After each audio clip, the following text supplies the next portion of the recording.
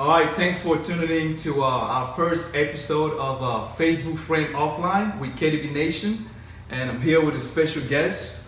And the whole purpose of the Facebook Friend Offline was basically to introduce you to some of the most influential personalities in the city of Austin and the surrounding areas, people that are making an impact in the community and they're doing something positive in the community so that we can encourage everybody to go out there and do something and get network with a lot of people in the city of Austin. Mm-hmm. So today I'm sitting with my man here. He's an author, right? Yeah. He wrote a couple of books.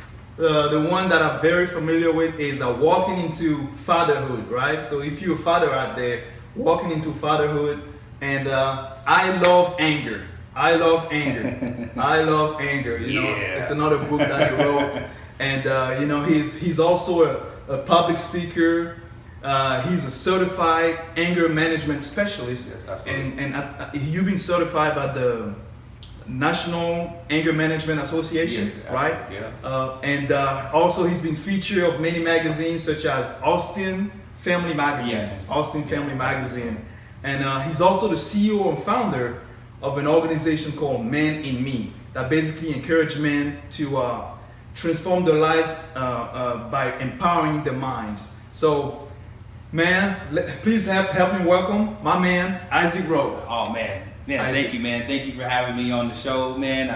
I'm honored, and thank you for all of you at home or at work still tuning in today. So I'm just glad to be here, man. Thank you for being here, Isaac. So I want to go ahead and start by saying this, because last time we spoke, I told you, I feel like I know you, but I don't. Yeah, right. Because we're friends on Facebook, right? I know you from your social media. You know, I noticed that you're very active on social media, posting, marketing and things like that. And I ran it because I know you were doing book signing in Austin for your book when your book came out. Mm-hmm. Austin, Killeen. Yeah. I know you were in different cities. Yeah. And I happened to be at the Half Price book here in Austin. Yeah. That's kind of like how we met. But being an anger management specialist, mm-hmm. Can you tell some of the viewers right now watching what exactly is a anger management specialist? And for me, I really want to know, how did you get into it? What was the whole purpose behind it? How did it all get started? How did it all get started? Oh, well, how did all that get started? I will go back to the beginning of in 2009. 2009. I would say 2009. I lost my job. I got laid off. At the time, and it was a lot of things going on, and I was sitting at my computer, and this is kind of like how Man in Me kind of began and get to the anger. But there was something about fathers that needed to be there with their children. And as I saw some of my friends, they had children and their fathers weren't present, and you can see that void, you can see that hole that was missing in their heart, and it was like, somebody has to do something about this. Somebody has to go out there and like help these brothers, be like, hey man, what's going on? Why are you not here? Yeah. And so as I went into that, and I just branched out and just started working, and I wasn't even the best man at that time. I wasn't a father at that time. It was just something I knew I had to do. And as I started working with men over the years, I discovered that they were angry. They were angry about something. And when talking about how fathers aren't involved with their children's in their children's lives, and you're like, well, there's something going on with me. Yeah. There's something going on with me that I feel not worthy or not valuable enough to be in their lives. And they were dealing with some angry roots. So it's like it's an internal battle. Yeah, an internal battle. And it's like these angry roots that are there. And I was like, oh man, I gotta dig off in it. And first I had to dig into myself and pull out the roots first. So for yourself, what was really going on with you at the time? What was the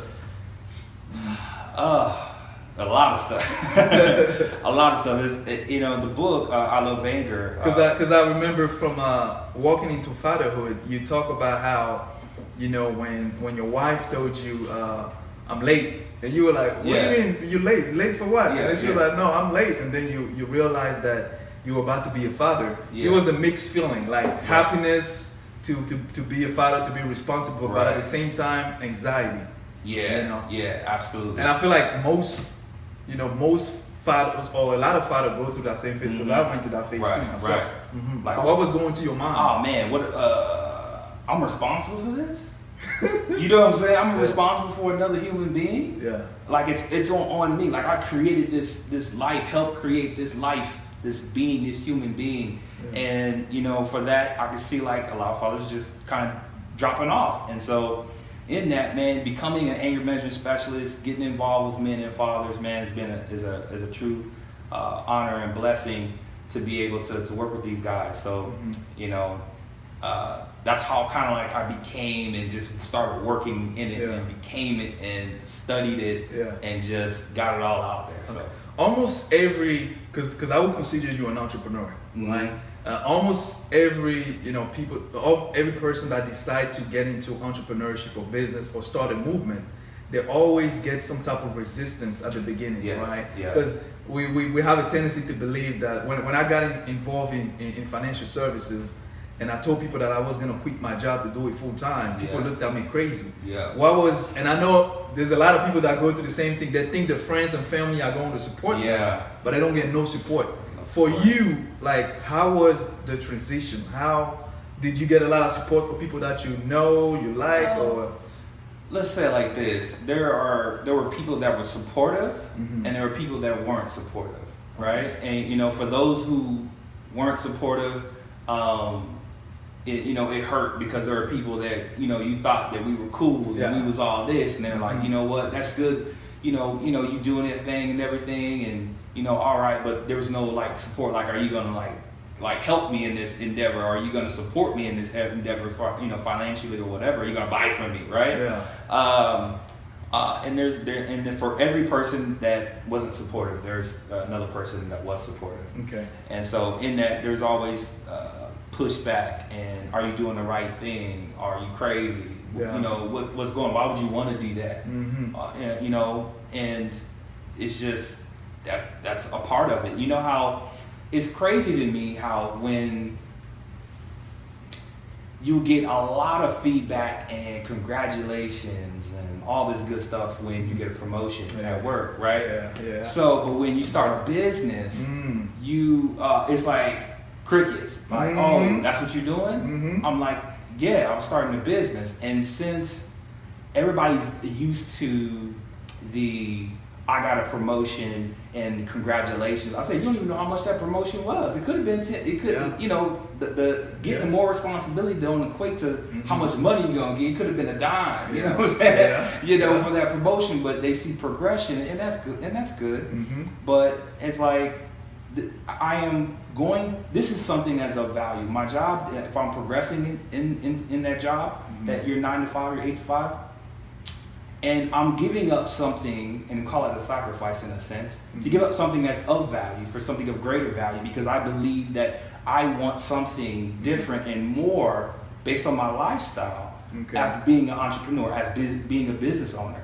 And so that's something more, because why? A business owner and entrepreneur, usually what we really want is a different type of lifestyle than waiting on that check every Friday or every 1st and the 15th, And so I'm like, I don't want to have other people place that value on me in a sense and say, this is how much you worth. Do you think that it might be the people that sometimes they don't want to support you, they don't want to, and I'm not saying everybody has to participate in your dream because it's your dream. Right. But do you feel like maybe sometimes it's coming from fear? People are like, oh, that's what you want to do. It's like maybe they projecting their fear on you. Yeah, absolutely. It's like, oh, I don't know if I can do it, so let me tell them that it's not possible to do it. Yeah, they will definitely say that. Fear of, they know, and they've probably seen people who have failed. Okay. And then it's not, being an entrepreneur is not for the weak-hearted, the weak-minded. Like, you gotta really know what you're doing, and this is something you really want to do. And and obviously people have seen people fail, start businesses and fail, Yeah. and all that good stuff, and they just really try to like protect you in a Yeah. sense that we don't want you to fall. Yeah, You know? they say 90, I think it's 90% of businesses fail within the first 2 years or something Yeah. like that. So I think that's one of the reasons why people are very afraid. But what about so as far as business, we're talking about businesses and things like that. So did you always knew that you wanted to be an entrepreneur? You wanted to work for yourself? You wanted to do something, or is it something that kind of like what happened with you being laid off? Were you kind of like forced into entrepreneurship, or you always had it in the back of your mind? Yeah, I always had it kind of in the back of my mind. I wanted to like just do what I wanted to do, but I just didn't know what that really was. I didn't know what it was. Still searching. Yeah, still searching on what that was. Mm-hmm. When I went to school, got my degree, all that good stuff, and came out, I'm like, well, I just want to at least get something where I can eat. Yeah. Because I was Same like, thing with me. I just let me get something so I can Yeah. have something I can put food on my table. Yes. Let's do this, and then we'll figure out that other stuff and kind of Yeah. play with it later. Uh-huh. And so I was like, okay, let's do this. And so, what else? I guess after I got the degree, Mhm. and I went, I guess food was very important to me. And growing up from where I grew up kind of in a poverty neighborhood and environment, and so sometimes we went without food. And so, growing up in that environment, the only thing I really wanted to do was like make sure I vowed to myself that I would never go hungry again. And so me going in and get that degree and being able to provide that type of at least food and shelter was very important to me. Okay. So yeah. Where'd you grow up? What is that? I grew up here all around in Texas, All around like Texas. Austin, East Side, surrounding areas outside of San Antonio, born in Brownwood. So it's just not very good neighborhoods and good environments. But and I just wanted to do something more. And I always knew there was something in the back of my mind to be an entrepreneur, and it kind of struck when I got laid off and I realized I didn't have no control really over like my money. Okay. Right?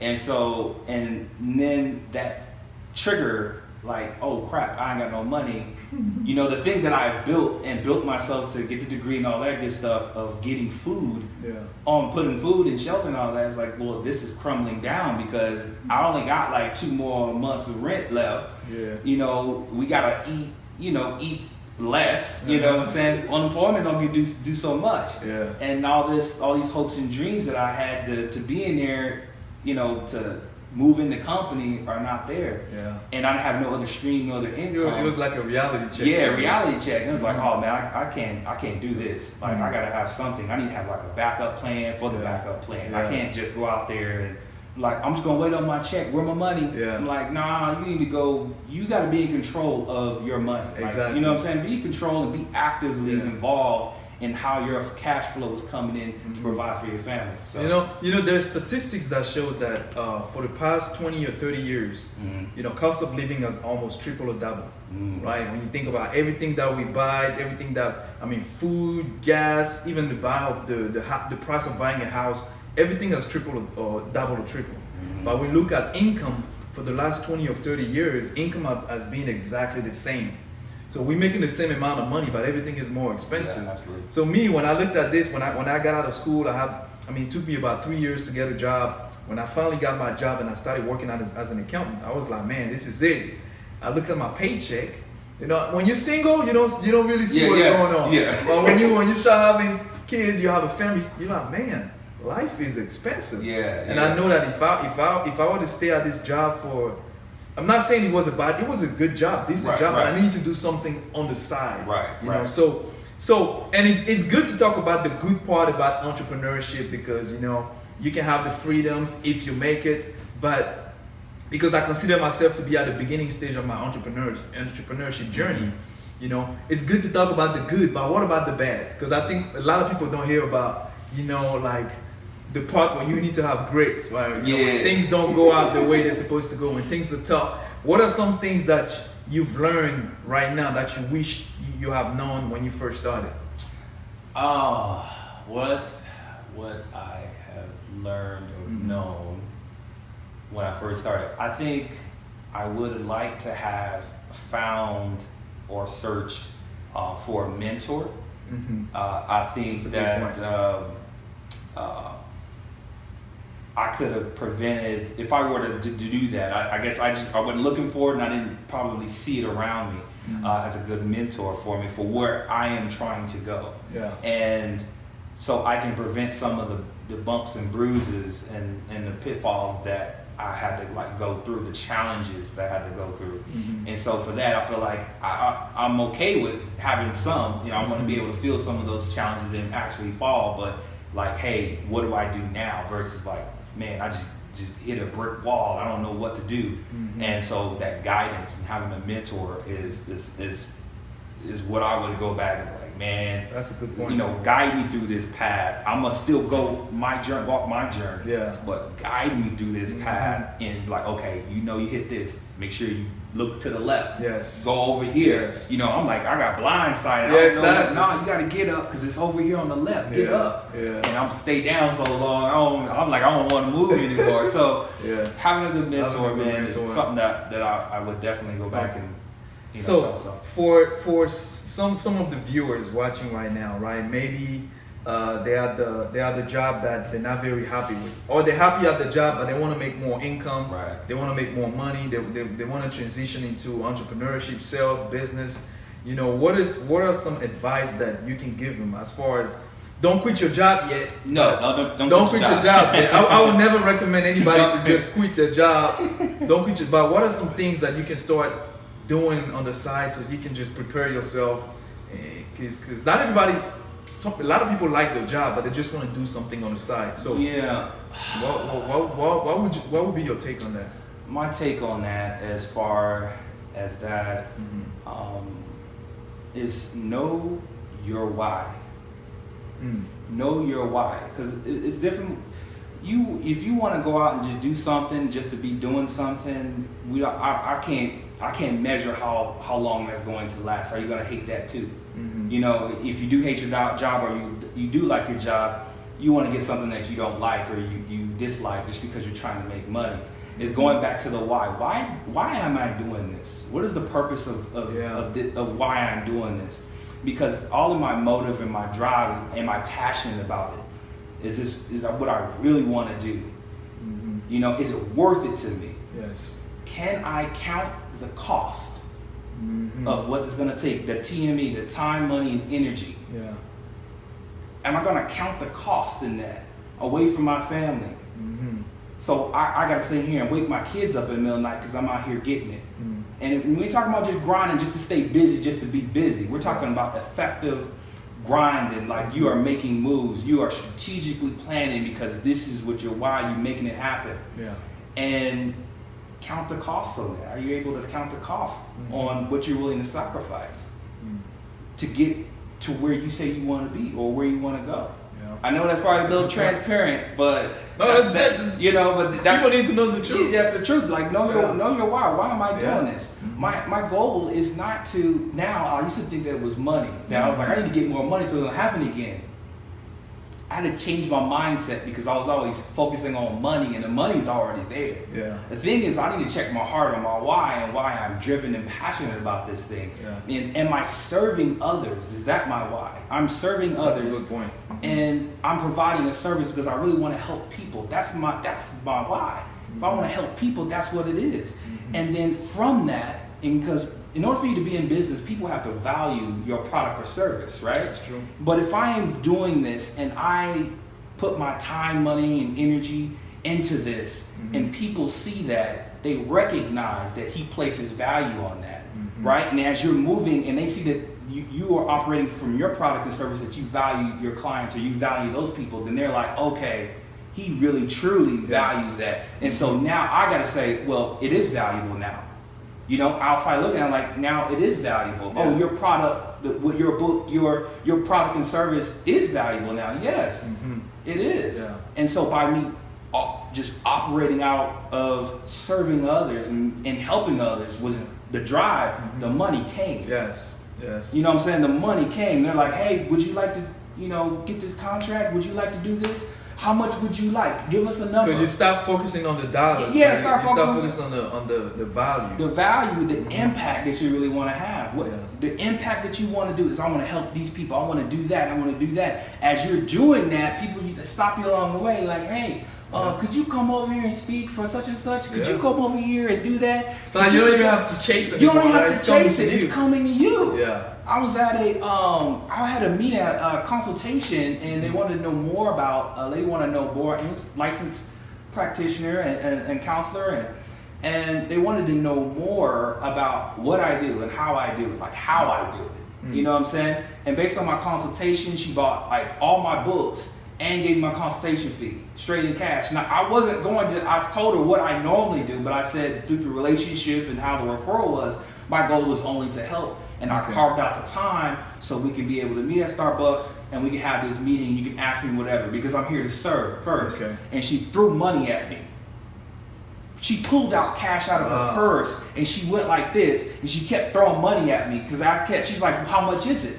I was like, well, usually I charge her. She went like this and boom, boom. Wow. Like that. You didn't tell me. All I did. You weren't even expecting I wasn't anything. expecting that. I wasn't trying to. She was just like, you got books? I'll go buy it online. Mm-hmm. Send me the links. Blah, blah, blah, blah, all this. And she just gave me all my fee right there in front of me in cash.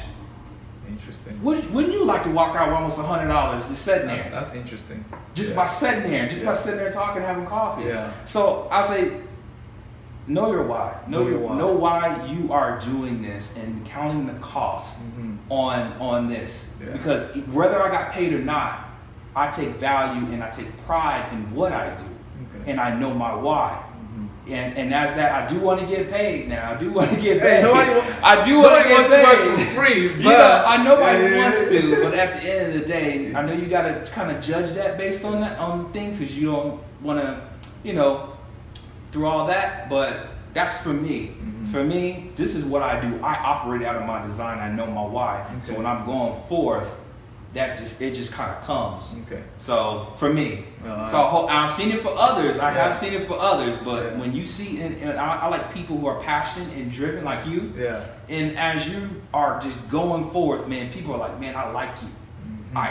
You're attractive. Yeah. You know what I'm saying? Yeah. You are That's very attracting, and people are like, man, I need to get with you. I don't know why I need They to just be with you. gravitate, Yeah, they man. gravitate to you, man. So that's what I would say. I know it's the long, That's long good. version, the long transparency version. I hope you're liking this because I'm enjoying it. I'm enjoying it. So next thing I want to talk about is your book, right? So we got Walking into Fatherhood, right?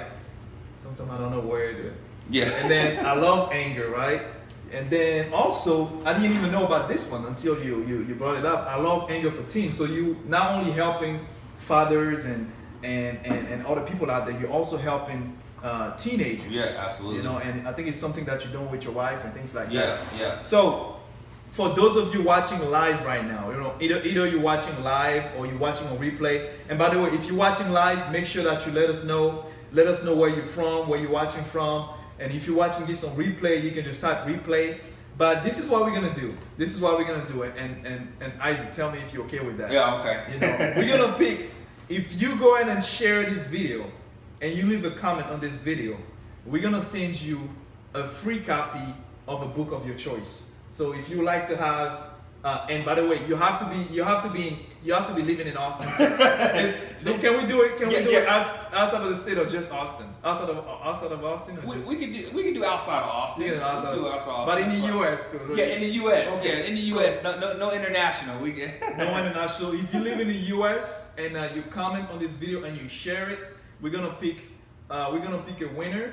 And if you're one of those winners, probably gonna be the first 3 to post, leave a comment and share the video. We're gonna choose a winner, and then we're gonna send you a free copy of your book of choice, whether it's Walking into Father. I like this book cover. Yeah. It's pretty cool. So either it's Walking into Fatherhood, or I Love Anger, or I Love Anger for Teens. So make sure that you leave a comment and then you put the video. And Isaac, it's been a pleasure, man. Thank you, I man. appreciate you having here. I'm sure some of you have got a lot of value from